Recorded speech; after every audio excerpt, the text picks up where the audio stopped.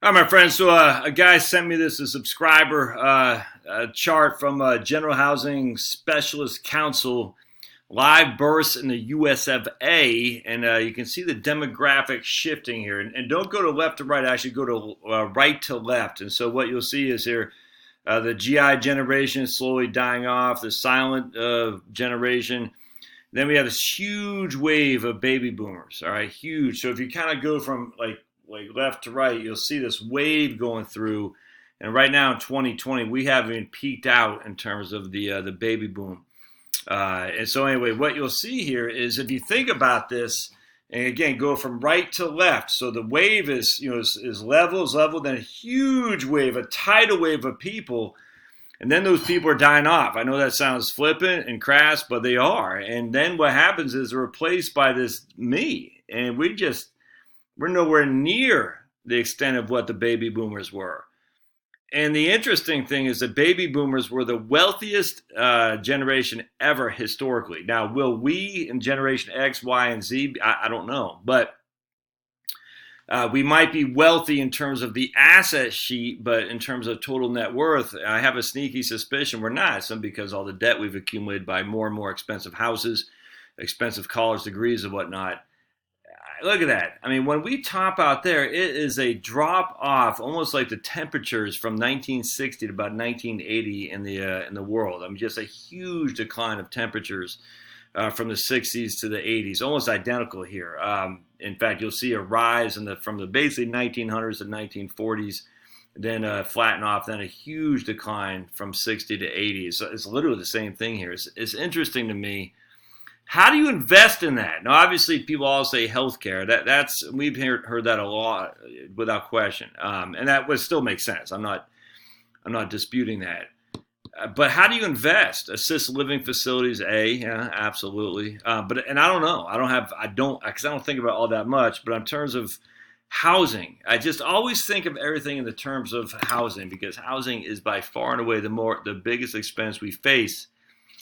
So if you're a Gen X or a Gen Y-er, if that makes sense, and you're just thinking like, where are the opportunities lay? I think what you got to do is put your phone down and just think about it. Don't have any distractions, any interactions with Jim Cramer, anyone on CNBC, any of your blog guys, anyone who's screaming bloody murder about videos like this even. But just think, like, where are the investments, the opportunity that lay in here with a population that's aging, but then we'll be dying off. And I think obviously cemeteries, right? I mean the people who make stone for graves, whatnot, that would make sense. I don't know. I'm just throwing the stuff out there. But anything that has a huge population that's aging and dying off, I just think there's a pretty significant.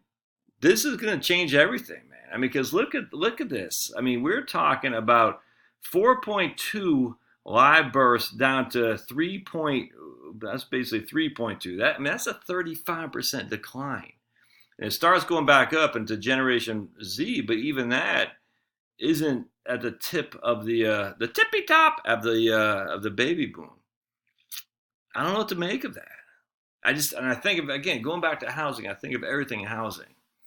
The price of houses are going, and see, this is the issue. These people, if you look at housing from a debt to income perspective in terms of affordability, not whether or not you should buy it, but just from affordability, it's always debt to income. And the debt to income rates, roughly 30, is usually 28 to 36. So let's just say that. And that was with a 20% down payment, by the way. So now we'll just say 5% down payment, but just say a debt to income ratio of 28 to 36% to qualify for a mortgage. Well, if you have a car loan, and the cars are so doggone expensive nowadays, and on top of that, you have student loans, and going to school is so expensive nowadays. On top of that, a huge selling off on the real estate market. I don't see how the price of real estate, because people can't afford something that the bank. I mean, look, you can't. No one pays cash for homes. So the only way you can get a home is by a mortgage, heavily leveraged. But no bank's going to give you 100% financing. They don't, not like a vehicle. They don't. No bank's going to give you a mortgage if your debt to income is above 36%. They're not. And so if you have a car loan and you have student loans, I mean, A car loan kills your debt to income ratio, by the way. It absolutely destroys it because you can amortize a mortgage and even a student loan over basically decades. You can't do that on a car loan. A car loan will be 84 months. So how do you invest in this scenario? I mean, how do you short housing? I don't know how you do that. I don't know. I don't know how you short housing. But I mean, the facts are that even with the low interest rates, the prices of housing will not maintain themselves as high as they are today. I mean, it can't. You don't have enough people qualifying this end. You have a huge supply coming down the market. You have a limited demand here because there's just not that many Generation Xers, and you have a limited demand even here, even though the population is bursting.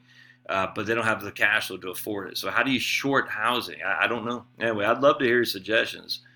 What is the investment or are the investment opportunities with this demographic shift? I just don't know. So put them in the show notes and let's see what we come up with. All right, thanks, guys.